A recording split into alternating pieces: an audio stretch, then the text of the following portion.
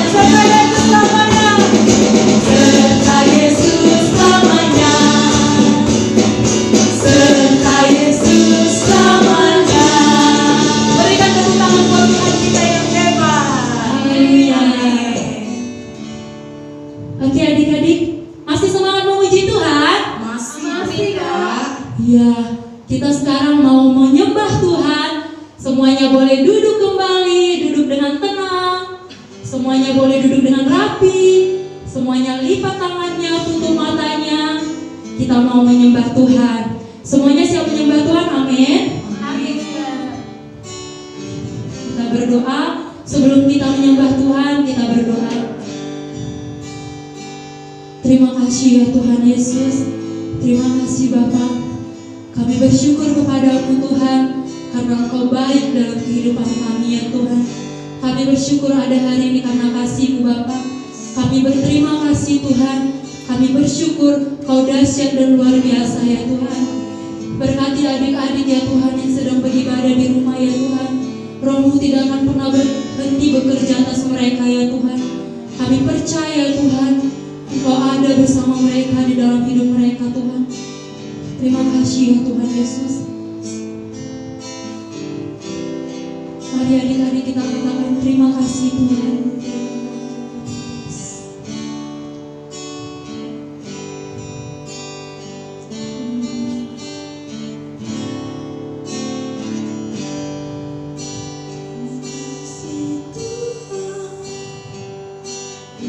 Kasih setiamu yang ku alami dalam hidupku.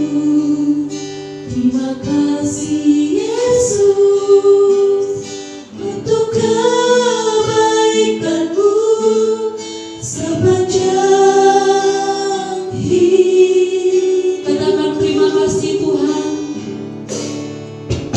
Terima kasih Tuhan untuk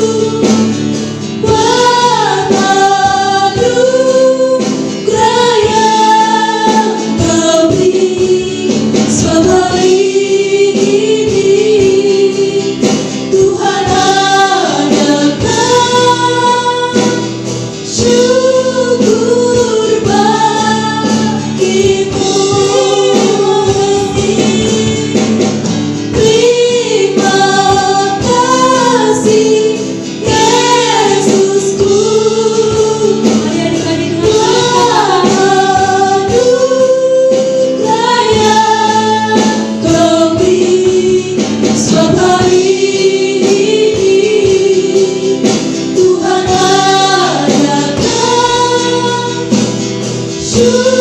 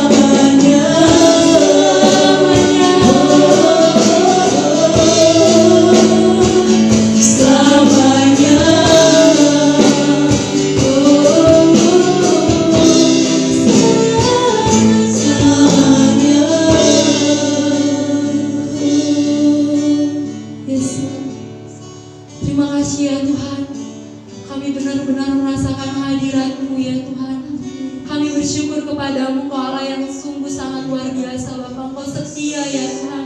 Terima kasih untuk pujian dan penyembahan yang kami bawakan hari ini Tuhan. Kami percaya Tuhan, adik-adik yang sedang melaksanakan ibadah hari ini juga diberkati ya Tuhan. Terima kasih Tuhan. Berkati persembahan hari ini ya Tuhan yang akan kami bawakan kepadamu ya Tuhan. Berkat-berkat Allah juga melimpah bagi adik-adik kami yang ada di rumah ya Tuhan. Bahkan Tuhan Yesus, kami juga akan mendengarkan sharing firman-Mu ya Tuhan. Berkati adik-adik yang mendengarkan sharing firman-Mu ya Tuhan. Supaya ya Tuhan, mereka tidak hanya sebagai pendengar ya Tuhan, mereka juga boleh mengikutinya di dalam kehidupannya sehari-hari ya Tuhan. Mereka boleh mengerti Tuhan. Mereka boleh Tuhan Yesus bijak di dalam firman-Mu ya Tuhan. Bahkan Kau berkati Kak Heni akan menyampaikan kebenaran firman-Mu ya Tuhan. Biarlah ya Tuhan, kebijaksanaan daripada Tuhan itu tetap ada bagi Kak Heni ya Tuhan. Berkati Kak Heni ya Tuhan lebih dari apa yang dia pikirkan. Terima kasih Tuhan, terima kasih Yesus yang siap untuk mendengarkan sharing firman Tuhan. Sama-sama katakan amin.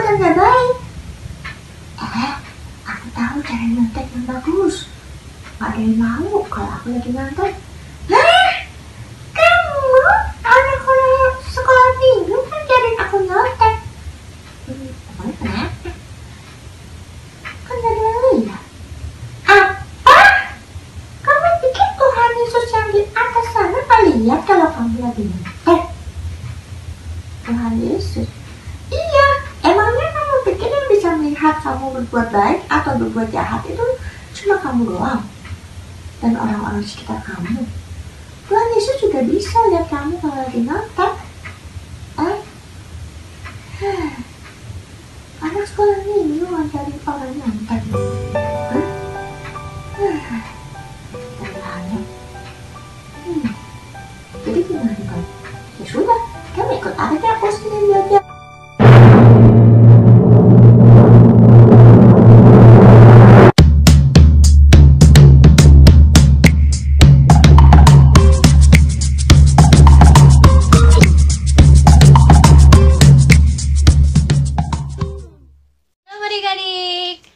Sudah lihat gak video yang kakak tayangkan?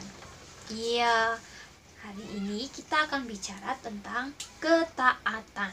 Bagaimana menjadi anak-anak yang taat. Nah, tadi itu ada yang mau ngajak menyontek. Dia bilang, karena tidak ada yang melihat, tidak apa-apa.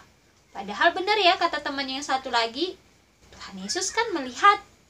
Seperti lagu yang kita sering nyanyikan di sekolah minggu. Kamu adik-adik masih ingat gak lagunya ini? Hati-hati gunakan tanganmu, karena Bapa di surga selalu lihat ke bawah. Hati-hati gunakan tanganmu. Iya, jadi kita harus tetap taat walaupun tidak ada yang melihat, karena kita tahu bahwa Tuhan Yesus melihat kita. Nah, hari ini cerita kakak mengenai bagaimana menjadi anak-anak yang taat. Kita akan belajar dari seorang tokoh di Alkitab. Tapi sebelum kita cerita dan baca Alkitab, kita berdoa dulu ya adik-adik. Ya, kita berdoa bersama-sama. Lipat tangannya, tutup matanya, kita berdoa. Terima kasih Tuhan Yesus yang baik. Terima kasih buat hari ini. Tuhan Yesus masih menjaga kami, masih melindungi kami. Terima kasih juga Tuhan, kami boleh bersama-sama memuji dan menyembah-Mu. Dan saat ini ya Tuhan, kami ingin mendengarkan sebagian daripada cerita Alkitab. Biarlah Engkau yang mengajari kami, Engkau yang membimbing kami, sehingga kami boleh mengerti dan melakukannya Tuhan, dan menjadi anak-anak yang sesuai dengan kehendak-Mu. Terima kasih Tuhan Yesus yang baik, kami berdoa di dalam nama Tuhan Yesus. Sama-sama kita katakan, amin.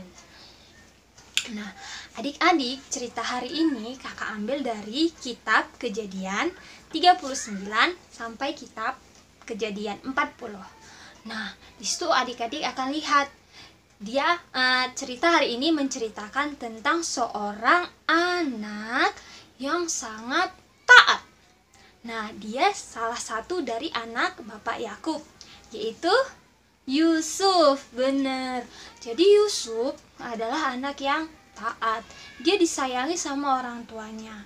Tapi karena saudara-saudaranya tidak menyukai dia, akhirnya Yusuf dijual dan dia sekarang berada di Mesir. Nah, Yusuf berada di Mesir. Nah, saat dia berada di Mesir, dia berada di rumah keluarga Potifar. Iya adik-adik, di rumah keluarga Potifar. Nah, di sana Yusuf bekerja dengan sangat rajin, sangat jujur. Jadi banyak orang yang menyukainya. Bahkan Potifar sendiri pun karena sangat menyukai pekerjaan Yusuf, ya, dia dipercayai untuk menjaga seluruh hartanya Potifar. Nah, begitulah adik-adik, kalau kita bekerja dengan jujur, bekerja dengan rajin, pasti kita akan mendapatkan yang terbaik juga. Nah, pada suatu hari, istri Potifar itu melihat kebaikan, melihat Yusuf yang sangat ganteng juga, dia mengajak Yusuf untuk berbuat jahat adik-adik. Aduh, memang ya, selalu ada aja godaan, gangguan. Tapi walaupun seperti itu, Yusuf tetap taat. Yusuf dia nggak mau berbuat jahat, walaupun dibilang sama istri Potifar, gak apa-apa, gak ada orang, gak ada yang melihat katanya. Tapi Yusuf tetap taat, dia nggak mau berbuat jahat. Dia tahu walaupun tidak ada orang yang melihat, Tuhan pasti melihat dia, dan dia tidak mau mendukakan hati Tuhan. Dia tetap taat dan percaya kepada Tuhan. Akhirnya bagaimana? Yusuf pun difitnah. Tahu ya arti kata difitnah ya? Difitnah berarti dia dibohongi. Dibilang istri Potifar itu bahwa Yusuf berbuat jahat, padahal sebenarnya enggak adik-adik. Itu bohongnya istri Potifar. Dan si Potifar percaya pastinya sama istrinya. Akhirnya Yusuf ditangkap dan dipenjara. Aduh, kasihan sih. Tapi itu tidak membuat Yusuf menjadi marah atau kecewa sama Tuhan. Tidak adik-adik. Bahkan di penjara pun dia tetap berbuat baik. Dia punya banyak teman. Ya, dia tidak mau bermusuhan dengan siapa-siapa. Akhirnya waktu dia di penjara, dia bertemu dengan teman-temannya yang juga masuk dalam penjara. Ada 2 orang, yaitu juru minum dan juru masak. Oke, nah juru minum itu juru minum berarti dia yang membuat minuman khusus untuk raja. Nah, juru minum cerita sama si Yusuf. Nah, Yusuf kan orangnya baik, jadi dia dengerin cerita si Yusuf. Cerita dari juru minum tadi bahwa dia bermimpi. Waktu dia dalam mimpinya itu, dia melihat bahwa dia memeras 3 tangkai anggur dan memberikannya kepada Raja Firaun. Wah, langsung Yusuf mengartikan mimpinya. Nah, Yusuf cerita bahwa kalau itu berarti 3 hari lagi juru minum itu akan dibebaskan. Berarti itu adalah kabar baik. Wah, senang dong juru minum ya. Wah, bener ini. Nah, terus akhirnya teman yang satu lagi juga cerita. Dia adalah juru roti ya, juru masak, juru roti. Nah, juru roti ini cerita bahwa dia membawa 3 bakul atau 3 keranjang roti, tapi rotinya itu dimakan sama burung-burung, habis. Nah, itu kan berarti tidak baik. Akhirnya si Yusuf bilang, mengartikannya seperti ini. Oke, itu berarti dalam 3 hari ini kamu akan dihukum. Wah, sedih dong ya juru rotinya. Dan ternyata setelah 3 hari yang ditunggu-tunggu itu, benar adik-adik, itulah kalau kita hidup di dalam Tuhan, pasti Tuhan kasih jalan, kasih kita tuntunan. Jadi Yusuf juga seperti itu, dia mendapatkan kepintaran, kehikmatan dari Tuhan karena dia hidup selalu taat kepada Tuhan. Dan sebelum itu Yusuf cerita sama si juru minum bahwa dia ceritakan itu kepada raja, bahwa si Yusuf yang mengartikan mimpi tersebut. Tapi ternyata si juru minumnya lupa adik-adik. Ya, walaupun lupa ya, tetap saja Yusuf tidak memiliki dendam di dalam hatinya.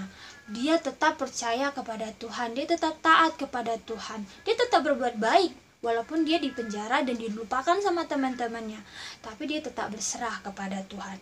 Nah, kalau kamu lanjutkan lagi cerita berikutnya adik-adik, di pasal-pasal berikutnya kita akan tahu bagaimana akhirnya Yusuf menjadi pemimpin di Mesir adik-adik. Dia menjadi orang kepercayaan raja pada akhirnya. Itulah adik-adik cerita hari ini, bagaimana kita harus tetap taat kepada Tuhan ya, walaupun terkadang kita lihat, oh nggak ada yang lihat, yaudah deh aku ambil. Itu berarti kita tidak taat. Oke, nah sekarang kakak mau ajak adik-adik untuk buka Alkitab kita baca dari 1 Petrus 1 ayat 14. Ayo kita buka sama-sama. Hiduplah sebagai anak-anak yang taat dan jangan turuti hawa nafsu yang menguasai kamu pada waktu kebodohanmu. Sekali lagi kita baca ya. Hiduplah sebagai anak-anak yang taat dan jangan turuti hawa nafsu yang menguasai kamu pada waktu kebodohanmu. Oke adik-adik, jadi ayat ini mengingatkan kita agar kita hidup taat, agar kita hidup sesuai dengan kehendak Tuhan. Jadi walaupun keadaan tidak ada yang melihat, itu bukan berarti kesempatan bisa melakukan suatu kesalahan. Ingat ya, Tuhan Yesus melihat apa yang kita perbuat. Kita belajar dari Yusuf, bagaimana dia tetap taat, bagaimana dia tetap berlaku yang jujur, berlaku yang benar, walaupun dia dibohongi ataupun dia berada di penjara, dibohongi teman-temannya, tapi dia tetap setia dan taat kepada Tuhan. Nah, jadi daripada kita melakukan hal-hal yang salah, lebih baik kita melakukan aktivitas yang bagus. Kamu adik-adik mau nggak melakukan kreativitas bersama kakak? Sudah lama ya kita nggak melakukan kreativitas. Iya, nah hari ini kakak mau ajak adik-adik membuat boneka kertas. Wah, lumayan ya. Ini gampang sekali loh adik-adik buatnya. Kamu hanya memerlukan kertas yang berukuran besar, juga kertas yang berukuran lebih kecil. Nah, jadi kalau kamu belum punya, kamu bisa ambil kertas yang ada di rumah, kamu gunting ukuran 1 untuk yang besar, 1 lagi untuk ukuran yang kecil. Kemudian kamu perlu gunting, juga lem dan pena. Oke, nah adik-adik persiapkan dulu ya alat dan bahan-bahannya. Oke, alat dan bahannya sudah dipersiapkan. Nah, kita mulai dari kertas yang berukuran besar dulu. Kita lipat ini dulu ya, lipatnya kecil seperti ini dulu. Oke, baru dilipat ke belakang. Jadi dia lipat ke depan, baru dengan ukuran yang sama lipat ke belakang. Ya, lipat ke depan, lipat ke belakang. Begitu sampai kertasnya habis. Ya, lipat ke depan, kemudian lipat ke belakang. Nah, lagi lipat ke depan, lipat ke belakang, lipat ke depan, dan sudah. Nah, kalau sudah habis seperti ini, kamu bisa rapiin. Oke, wah dia kayak seperti mau buat kipas loh adik-adik. Nah, kamu lipat 2. Oke, ambil tengahnya, lipat 2 seperti ini. Nah, nanti dia bisa dibuka, tapi ini kan terbuka nih. Kita kasih lem biar dia lengket. Oke, kita lem ya adik-adik. Oke, kemudian kita tempelkan. Pastikan sudah melekat, baru kamu buka seperti ini. Wah, sudah jadi satu bagian. Nah, untuk lanjutan yang berikutnya, kamu ambil kertas yang berukuran lebih kecil. Ya, tadi kan ukuran yang besar, ini ukuran yang lebih kecil. Tapi untuk lipatannya sama, kamu lipat kecil-kecil ke depan, ke belakang, ya, terus sampai dia habis. Ke depan, ke belakang. Oke, lanjut lagi ke depan, ke belakang, dan terakhir. Oke, sudah selesai. Nah, kalau sudah selesai sama seperti yang tadi, kita lipat, ambil tengahnya, lipat dua seperti ini, dan kasih lem. Benar sekali, kasih lem di tepinya, dan oke. Tapi ini belum direkatkan seperti ini ya, kita ambil rekat yang besar, kita satukan. Nah, jadi seperti ini. Oke, sudah mulai jadi ya. Pastikan tepiannya ini lengket ya adik-adik. Kalau dia kurang lemnya, kamu bisa tambahin. Oke. Nah, sekarang kita sudah selesai bagian badannya ini. Nah, sekarang apa yang tinggal? Ya, kita mau buat kepalanya. Nah, kalau kepalanya kamu bisa ambil kertas yang kecil. Nah, ini bisa kamu ambil dari kertas kamu. Kamu gambar lingkaran, atau kamu bisa langsung gunting lingkaran untuk membuat kepalanya. Benar. Nah, kamu bisa gambar matanya dan kasih senyuman. Oke.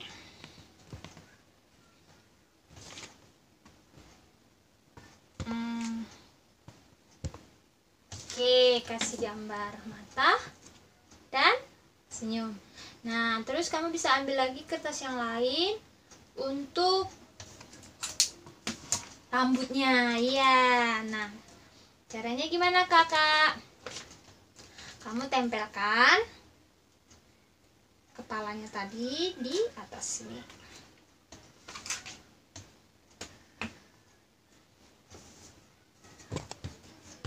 Oke.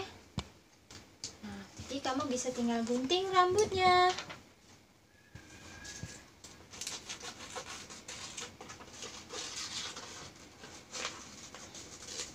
Oke, sudah.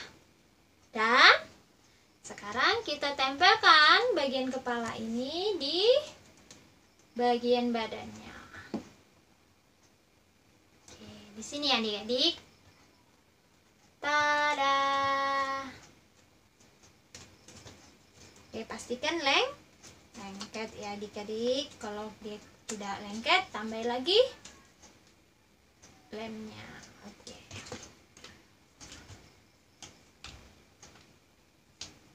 Nah, jadi seperti ini. Nah, kalau kamu mau buat dia sebagai gantungan, kamu bisa tambahin seperti yang kakak sudah buat sebelumnya, tali di belakangnya, pita. Jadi bisa digantung di kamar kamu ataupun di meja-meja kamu ya. Gampang kan? Gampang sekali dong. Nah, nanti kalau kamu sudah selesai membuatnya, kamu gambarin dan kamu foto dan gambarnya kamu kasih kirim ke grup kita. Oke? Oke, adik-adik, demikian kegiatan kita hari ini. Kita sudah banyak belajar ya dari kisah Yusuf, dan kita diingatkan untuk menjadi anak yang taat. Dan hari ini kita juga sudah berkreasi. Jadi daripada kita menghabiskan waktu yang salah, lebih baik kita melakukan kegiatan yang bermanfaat. Berkreasi itu juga merupakan kegiatan yang bermanfaat. Dan sebagai penutup kita akan berdoa. Ayo kita siapkan hati, kita berdoa bersama-sama. Terima kasih Tuhan Yesus yang baik. Terima kasih Bapa buat hari ini. Tuhan yang masih menjaga melindungi kami. Terima kasih juga Tuhan, kami juga sudah melakukan segala aktivitas kami. Kami sudah beribadah bersama. Kami sudah bernyanyi, memuji Tuhan, menyembah Tuhan, dan bahkan kami sudah mendengarkan sebagian daripada firman Tuhan, cerita Alkitab dari kisah Yusuf Tuhan Yesus yang bagaimana dia tetap setia ya Tuhan, dia tetap taat kepadamu walaupun Tuhan keadaan yang mengajak dia untuk berbuat jahat, tapi dia tetap setia kepadamu Tuhan Yesus. Terima kasih Tuhan, ajarilah kami agar kami Bapa tetap melakukan yang baik, yang sesuai dengan kehendak-Mu Tuhan Yesus. Kami perlu Engkau untuk menjaga, melindungi kami, menuntun kami, dan kami bisa menjadi anak-anak yang terang. Terima kasih Bapa yang baik. Kami berdoa ya Tuhan agar kami bisa bersama-sama teman kami berkumpul bersama, beribadah di gereja kami. Kiranya Tuhan yang pulihkan semua keadaan, kondisi, sehingga semua boleh pulih, semua boleh berjalan dengan normal Tuhan Yesus. Terima kasih ya Bapa yang baik. Engkau yang berkati setiap kakak-kakak sekolah minggu, Engkau yang berkati setiap adik-adik sekolah minggu dimanapun berada. Berkati juga setiap orang tua ya Tuhan Yesus, agar mereka Tuhan Engkau beri hikmat untuk menjaga, untuk membimbing adik-adik sekolah minggu biar semakin lagi mengenal Engkau ya Tuhan Yesus. Kami berdoa juga untuk gereja kami, gereja GBI GPH Pambil, agar Tuhan selalu memberkati gereja kami, bahkan seluruh jemaatnya, Bapak Gembala, Ibu Gembala, dan seluruh anak-anak Tuhan yang ada di gereja GBI Pambil, agar Tuhan Yesus yang selalu melindungi, menjagai, memberkati.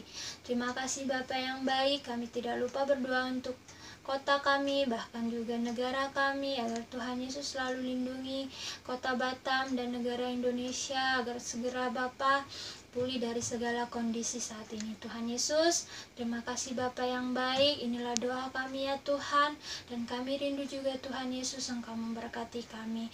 Adik-adik yang rindu untuk diberkati, kita sama-sama angkat tangan agar Tuhan yang selalu memberkati kita, Tuhan yang selalu menjaga adik-adik semua ya dimanapun berada, agar adik-adik tetap sehat, tetap dalam lindungan Tuhan Yesus. Terima kasih Tuhan Yesus. Kita yang sama-sama sudah diberkati hari ini, kita katakan amin.